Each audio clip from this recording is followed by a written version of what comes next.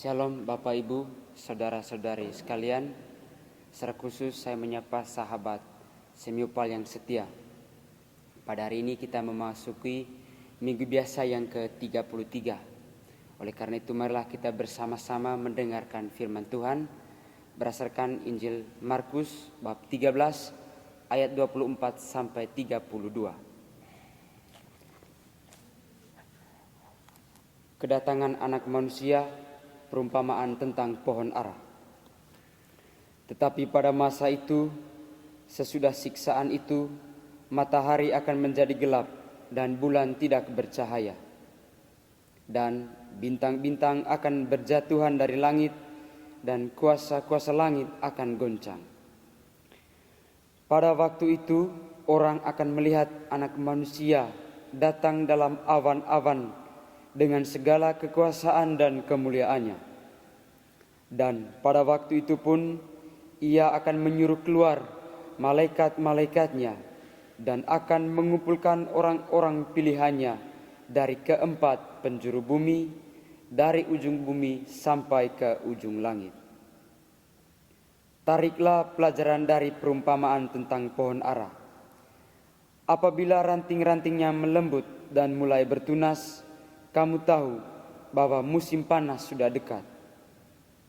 Demikian juga jika kamu lihat hal-hal itu terjadi, ketahuilah bahwa waktunya sudah dekat, sudah di ambang pintu.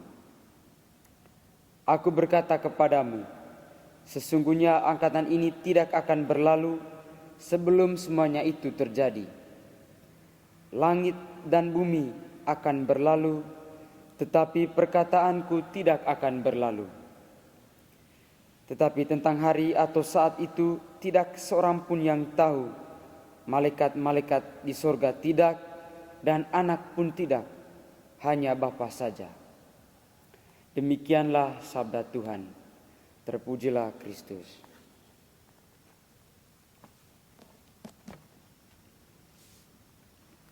Sahabatku sekalian, saya akan membagikan renungan berdasarkan perikop yang telah saya bacakan.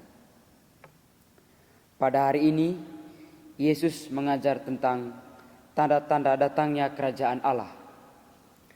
Kedatangan kerajaan Allah digambarkan seperti pohon dengan tunas-tunas yang sedang tumbuh, dan itu pertanda musim panas sudah datang.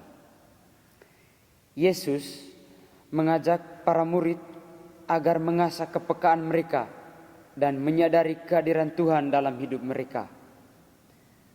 Para murid diharapkan tidak terbenam dalam kesibukannya sendiri, tetapi selalu bisa merasakan dan akhirnya menerima serta hidup dalam kerajaan Allah. Kita semua pasti ingin hidup dalam kerajaan Allah. Artinya, kita semua ingin hidup dalam kasih dan cinta Allah atau ingin hidup bahagia. Kasih dan cinta Tuhan menjadi daya dan kekuatan dalam hidup kita. Jika kita hidup dalam cinta dan kasih Allah, maka kita seperti tunas dalam pohon yang terus bertumbuh dan berkembang, karena kasih Tuhan itu membawa semangat, kekuatan, pertumbuhan dan harapan. Seperti kami anak seminari, sebelum kami mengikuti ujian, kami selalu berdoa kepada Tuhan, kiranya Ia memberikan semangat kepada kami supaya bisa mengikuti ujian dengan baik. Itu salah satu pengalaman sederhana yang kami lakukan di seminari ini. Sebagai orang beriman, kita hendaknya selalu digerakkan oleh kasih Tuhan, karena kasih-Nya itulah yang akan membuat kita dapat bangkit dari keterpurukan dan menemukan kembali semangat untuk berusaha dalam bekerja dan tetap mempunyai harapan akan masa depan yang baik. Kita ketahui bersama zaman sekarang, kemajuan ilmu pengetahuan dan teknologi membuat suatu ramalan cuaca semakin diperhitungkan orang. Ramalan akan peristiwa-peristiwa alam pun dapat menggunakan alat teknologi untuk mengetahuinya. Ramalan cuaca adalah suatu perakiraan yang dibuat berdasarkan tanda-tanda dan gejala-gejala alam yang bergerak berdasarkan hukum alam yang sudah dapat diperhitungkan. Dengan perhitungan yang cermat, tingkat kegagalan dapat diatasi sebaik mungkin. Bacaan-bacaan di penghujung tahun liturgi ini mengajak kita menyadari kembali pandangan-pandangan yang sudah dimaklumkan kitab suci tentang dunia yang akan datang. Pandangan tersebut tentu saja bukan sekedar dan setara dengan ramalan cuaca. Kedua hal itu sangatlah berbeda. Pandangan kitab suci ini bagi kita merupakan gambaran dan keyakinan akan masa depan.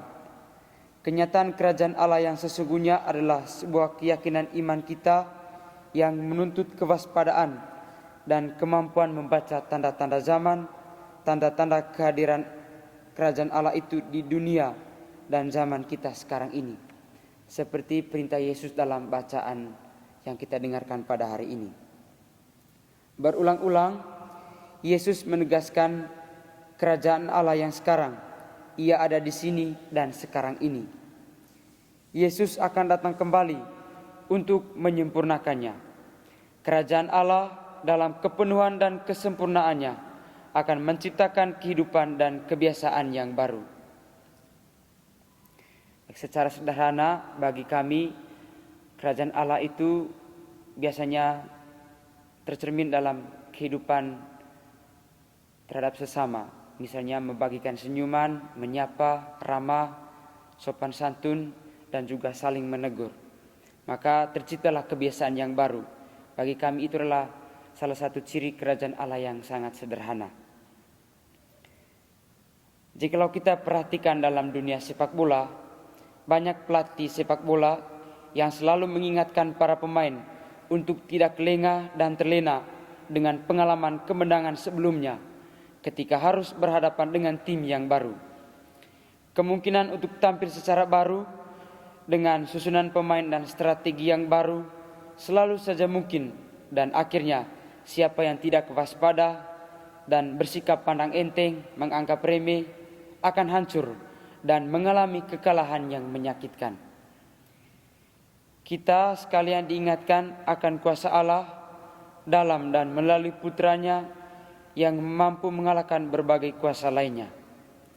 Kemahakuasaan Allah ini hendaknya tidak menjadi alasan dan dasar untuk bersikap kurang waspada semata-mata dengan keyakinan percaya pada kekuatan ilahi.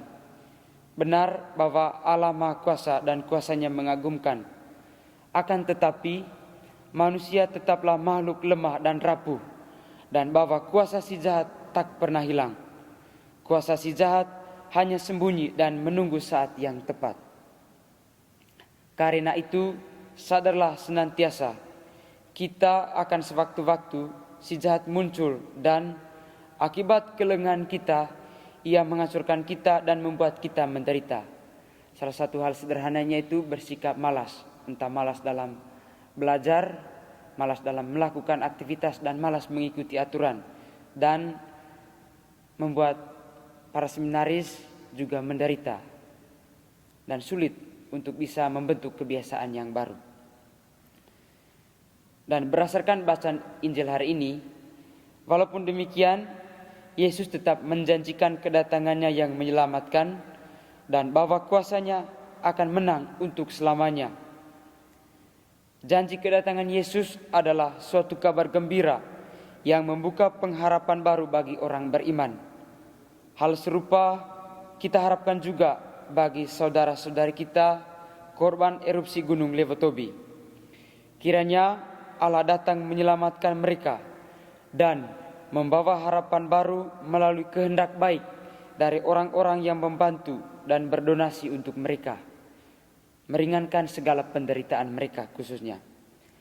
Umat Allah yang berempati, bersolidaritas, dan bersimpati hendaknya menjadi tunas muda pohon kelapa yang memiliki berbagai manfaat untuk kehidupan manusia yang selalu menyatu dengan alam. Bapak Ibu saudara-saudariku sekalian, sekian renungan singkat yang saya bagikan kepada Bapak Ibu saudara-saudariku sekalian. Harapannya bahwa renungan ini bermanfaat dan berguna untuk kehidupan kita. Tuhan memberkati. Amin.